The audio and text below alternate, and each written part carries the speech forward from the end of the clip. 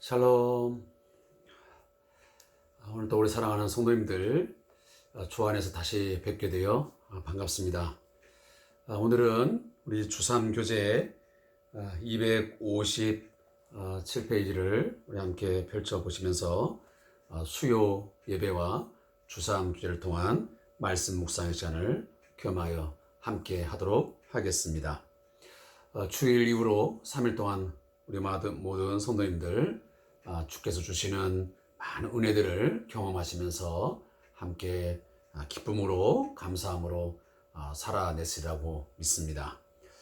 오늘 이 수요 저녁 예배 우리가 대면 예배를 통해서 함께 하지는 못하지만 우리 한 마음으로 또 주께서 주신 은혜를 생각하면서 또 말씀을 통해서 새로운 신앙의 결단과 또 각오가 있는 귀한 시간 되기를 간절히 소망해 봅니다.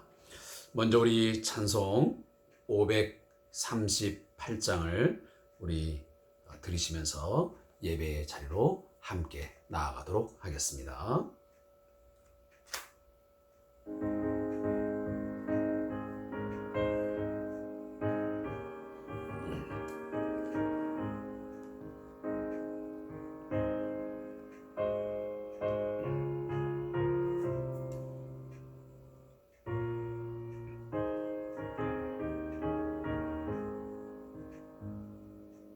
죄짐을 지고서 고나가든 내 마음속에 주 영접하며 새사람 되기를 원하거든 내 구주를 영접하라. 의심을 다 버리고 구주를 영접하라. 마음 다 열어놓고 내 구주를 영접하라. 정결케 되기를 원하거든 내 마음속에 주 영접하며 생명수 마시기 원하거든 내 구주를 영접하라. 의심을 다 버리고 구주를 영접하라. 마음 다 열어놓고 내 구주를 영접하라.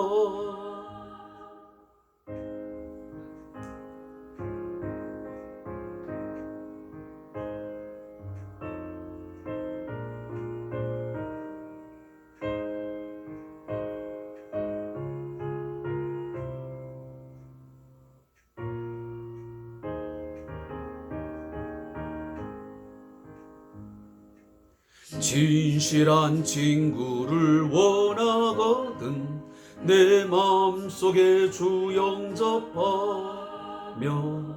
내 맘의 평안을 원하거든 내 구주를 영접하라.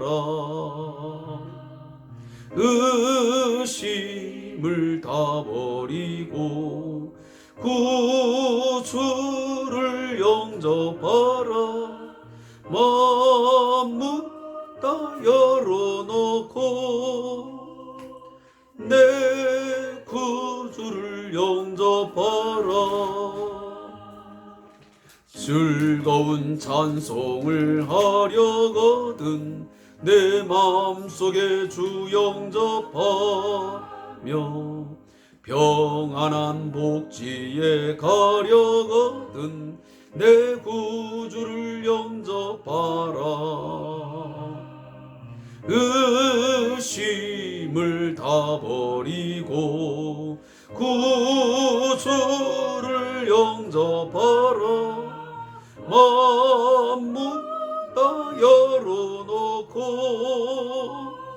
내 구주를 영접하라.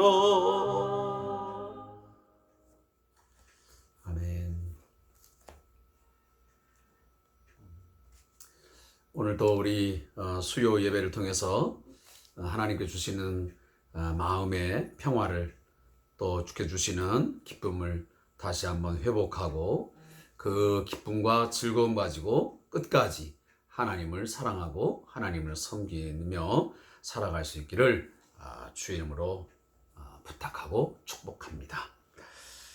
오늘 함께 묵상할 여호와의 말씀은 여호수아 22장 28절부터 34절까지의 말씀을 함께 읽도록 하겠습니다. 여호수아 22장 28절부터 마지막 34절까지의 말씀입니다.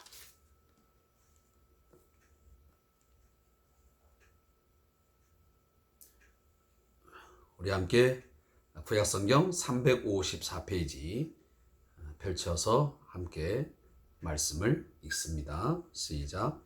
우리가 말하였거니와 만일 그들이 후일에 우리에게나 우리 후대에게 이같이 말하면 우리가 말하기를 우리 조상이 지은 여호와의 제단 모형을 보라. 이는 번제를 위한 것도 아니요 다른 제사를 위한 것도 아니요 오직 우리와 너희 사이에 증거만 되게 할 뿐이라. 우리가 번제나 소제나 다른 제사를 위하여 우리 하나님 여호와의 성막 앞에 있는 제단 위에 제단을 쌓음으로 여호와를 거역하고 오늘 여호와를 따르는 데에서 돌아서려는 것은 결단코 아니라 하리라. 제사장 비느하스와 그와 함께한 회중의 지도자들 곧 이스라엘 천천의 수령들이 르우벤 자손과 갓 자손과 므낫세 자손의 말을 듣고 좋게 여긴지라. 제사장 엘르아살의 아들 비느하스가 르우벤 자손과 갓 자손과 므낫세 자손에게 이르되 우리가 오늘 여호와께 우리 중에 계신 줄을 아노니 이는 너희가 이 죄를 여호와께 범죄하지 아니하였음이니라. 너희가 이제 이스라엘 자손을 여호와의 손에서 건져내었느니라 하고 제사장 엘르아살 아들 비느하스와 지도자들이 르우벤 자손과 갓 자손을 떠나 길르앗 땅에서 가나안 땅 이스라엘 자손에게 돌아와 그들에게 보고하매 그 일이 이스라엘 자손을 즐겁게 한지라. 이스라엘 자손이 하나님을 찬송하고 르우벤 자손과 갓 자손이 거주하는 땅에 가서 싸워 그것을 멸하고자 하는 말을 다시는 하지 아니하였더라. 르우벤 자손과 갓 자손이 그 제단을 에시라 불렀으니 우리 사이에 이 제단은 여호와께서 하나님이 되시는 증거라 함이었더라. 아멘.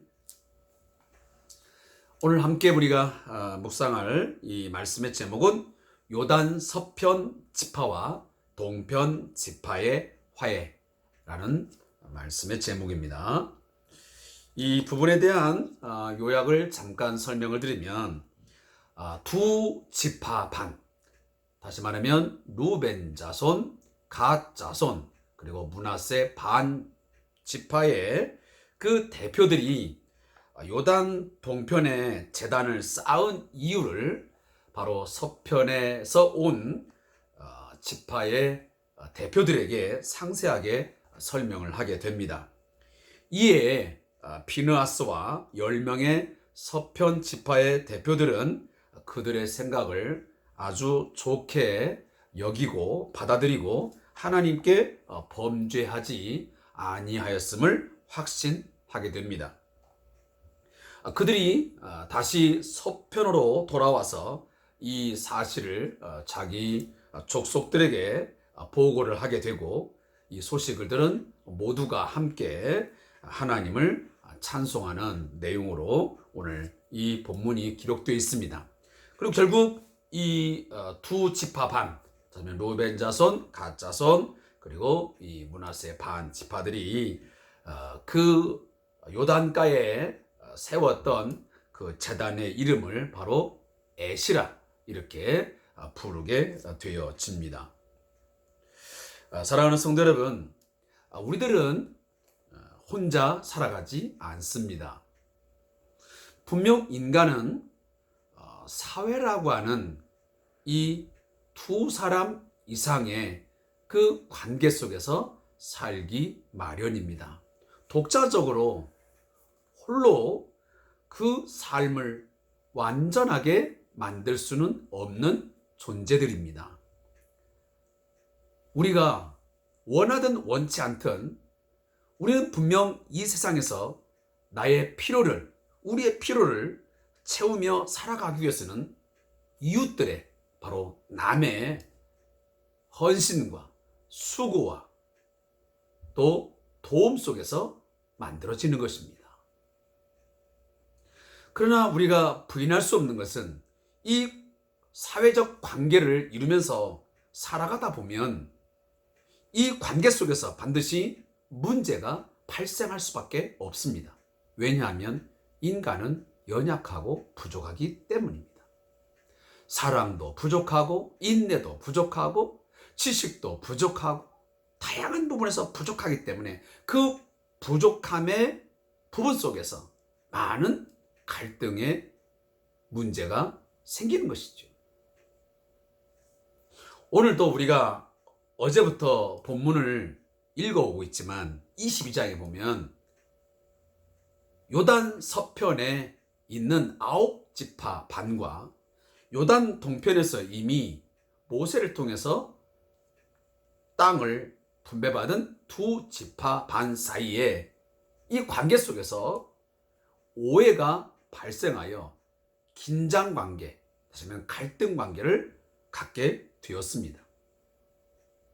그래서 요단 서편에 있는 9지파 반 이 사람들이 2지파 반인 요단 동편 사람들에게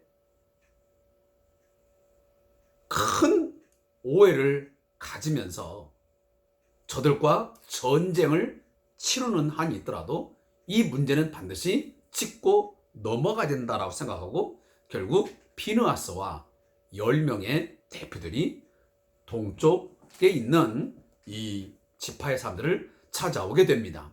그러면서 하는 말이 왜 이 요단강가에다가 왜 제단을 쌓았느냐, 이것은 분명 하나님께서 원하지 않는 또 다른 제단을 쌓는 것이다, 왜 하나님을 거역하느냐 라고 이제 그들에게 따져 묻습니다.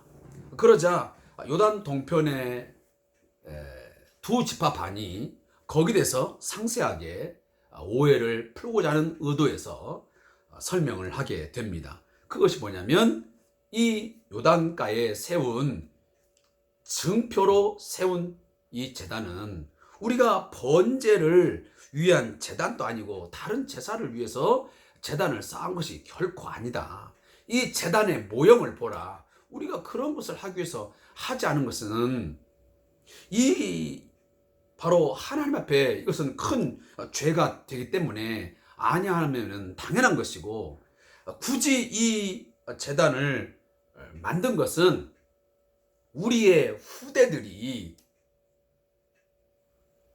혹시나 우리 동쪽 지파의 사람들을 보면서 요단 강가의 그 건너편 사람들은 하나님의 그 기업의 땅을 분배받을 수 없는, 그 기업을 받을 자격이 없는 사람들이 아니냐 하면서 서편의 그 지파 사람들과 뭔가 큰 어떤 갈등을, 그리고 거기에서 뭔가 큰 문제가 발생할 것을 미리 예측을 하고 그걸 방지하기 위해서 어떤 신앙교육 측면에서 이것을 세웠다라고 오늘 이 동편에 있는 2지파 반 사람들이 설명을 하게 됩니다.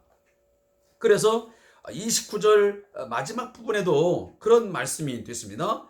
여호와를 거역하고 오늘 여호와를 따르는 데서 돌아서려는 것은 결단코 아니라라고 설명을 합니다. 진심을 말하는 겁니다. 우리의 의도가, 이건 다른 의도가 깔린 것이 아니고 이것은 분명히 신앙적인 교육을 위한 그러한 도구로서 사용해서 이것을 쌓은 거지, 그 어떠한 의도가 깔려 있지 않다라는 것을 진심을 그들에게 말을 하게 됩니다. 그때에 우리가 어떤 진심을 이야기했을 때, 상대방에게 이야기했을 때 듣는 자의 자세가 참 중요합니다. 상대방이 하는 말을 우리가 잘 새겨듣고 그 의도를 분명하게 잘 파악을 한 뒤에는 그것을 우리가 받아들여야 됩니다. 근데 어떤 사람들은 진실을 말해도 내 마음의 속내를 숨김없이 상대에게 뭔가 화해를 하고자, 오해를 풀고자 말을 하면 그것을 받아들이지 않습니다.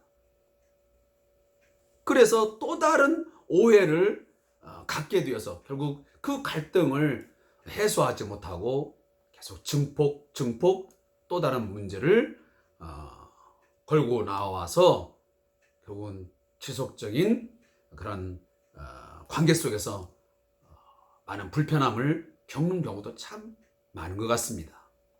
이런 문제만은 가족 관계에서도 있고요. 또 우리 교회 공동체 안에도 있고 우리가 직장 내에서도 얼마든지 발생할 수 있는 일들입니다. 그러나 분명히 다시 한번 말씀드리지만 물론 우리들이 사람인지라 상대방의 말하는 것들을 다 헤아릴 수는 없습니다.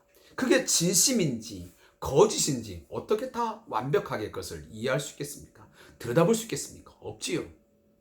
그러나 우리가 어느 정도는 100%는 아니다 할지라도 상당 부분은 우리가 어느 정도 파악할 수는 있습니다. 그렇다면 그 상대가 진심을 가지고 다가오고 그 말을 건넸을 때는 그것을 받아들이는, 그것을 이해하고 용납하는 그런 자세를 갖는 것이 참 필요하겠다라는 생각을 오늘 본문을 가지면서 제가 생각을 합니다. 왜냐하면 그 요단 동편에 있던 지파의 사람들이 이 진심을 이야기했을 때에 30절에 보니까 제사장 비느하스와 그와 함께한 회중의 지도자들 곧 천천의 수령들이 루벤 자손과 갓 자손과 므낫세 자손의 말을 듣고 어떻게 하니라? 좋게 여긴지라 그랬습니다. 다시 말하면 그 진심을 받아들였다는 것입니다. 여기에 해결의 실마리가 나오는 것입니다. 그 갈등에 있어서 말의 어떤 오해 속에서 빚어진 이 갈등, 그것은 진심을 받아들일 때만 그 오해가 풀려지게 되고 어떤 해결책이 마련되는 거거든요. 바로 이런 부분에서 굉장히 하나의 중요한 우리에게 표본이 되는 모델로서의 부분을 우리에게 보여주고 있습니다.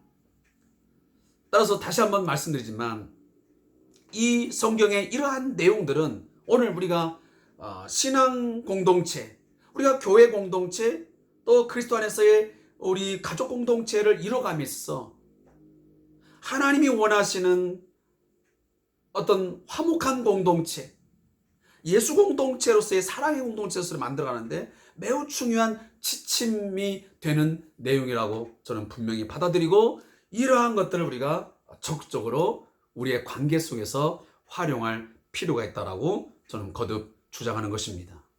사랑하는 성도 여러분, 혹여나 이 시간 가족 간에 또 교회 공동체 안에서 신앙생활 가운데서 어떠한 말로 인해서 상대방의 어떤 행위를 통해서 오해하여 그 일로 말미암아 어떤 갈등을 빚고 있고 어떤 긴장 속에서 살아가는 사람들이 있습니까? 오늘 본문을 함께 묵상했으니 여러분 대화의 장을 한 번쯤 마련하고 상대방의 진심을 한번 확인하고 진심을 그들이 이해하겠다면 우리 함께 또 다른 색안경을 갖지 말고 내 생각의 어떤 것들을 더 이상 앞세우지 말고 뒤로 다 버려버린 채 순수하게 그 진심을 받아들이고 그것을 예수 안에서 이해하고 용납하고 받아들임 속에서 좋은 관계가 다시 회복될 수 있기를 주의로 다시 한번 부탁을 드립니다. 자, 그리고 이제 그 진심을 받아들이면서 이제 관계가 다시 회복되면서 이들이 한 것이 무엇이냐면 오늘 본문을 보십시오. 33절에 보면 그 일이 이스라엘 자손을 즐겁게 한지라 이스라엘 자손이 하나님을 찬송하고 루벤 자손과 갓 자손이 거주하는 땅에 가서 싸우고 그것을 멸하자 하는 말을 다시는 하지 않았더라. 굉장히 중요한 오늘 메시지가 담겨져 있습니다. 자, 문제가 일단락되었습니다. 그리고 나서 그들이 첫 번째 한 일이 뭐냐면 바로 하나님을 찬송했습니다. 이제 요단 동편의 지파들의 그 진심의 이야기를 다 듣고, 그리고 이제 서편에 있던 지파의 9지파에 반은 사람들이 이제 비느하스를 비롯해서 10명의 사람들이 다시 서편으로 돌아가 모든 이야기를 이제 보고를 한 뒤에는 우리들은 다 같은 하나님의 은혜로 하나님의 손에 건짐을 받은, 구원을 받은 우리는 구원 공동체, 우리는 하나님을 섬기는 신앙 공동체구나, 하나의 공동체라는 것을 확인했던 것입니다. 그러면서 그렇게 하신 하나님을 찬송했던 것입니다. 사랑하는 성도 여러분, 가족 내에서 이러한 문제 속에서 화해가 되었습니까? 해결이 되었습니까? 거기서 끝나지 말고 그렇게 해결책을 주신, 그리고 다시 한번 그 관계를 회복하게 하신 하나님 앞에서 감사하며 즐겁게 하나님을 예배하는 그러한 모습들이 우리에게 있어지기를 다시 한번 축복합니다. 그래서 우리는 뭔가 믿지 않는 자들과 달라야 됩니다. 안 믿는 사람들은 서로 말에 오해가 있어서 갈등을 빚고 하면 그걸 풀었습니다. 그럼 그것으로 끝납니다. 뭐 술 한잔 주고받고 아니면 악수 한번 하고. 그러나 우리 믿는 자는 다르다는 겁니다. 그것이 해결됐으면, 자, 지금은 코로나19 상황 속이기 때문에 함부로 뭐 악수를 청하거나 또 우리가 스킨십을 하기는 어렵겠지만, 자, 그러한 당시에는 얼마든지 우리가 뭐 가족 간에는 가벼운 스킨십도 할 수 있고, 또 우리가 직장 관계에서는 악수를 나누면서 진심 어린 어떤 화해의 제철을 내밀 수 있겠죠. 그러나 지금의 상황에서는 우리가 그러한 것들을 자유롭게 하지 못한다 할지라도 우리가 함께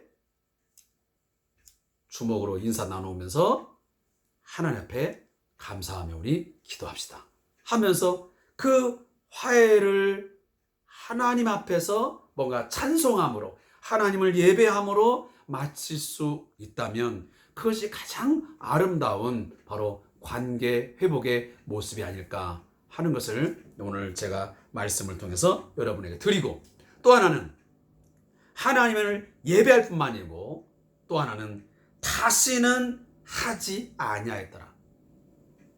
그 잘못을, 그 어떤 행위를 함을 통해서 그 갈등이 빚어졌는데 그러한 것들을 다시는 하지 않았다는데 중요한 키포인트가 있습니다.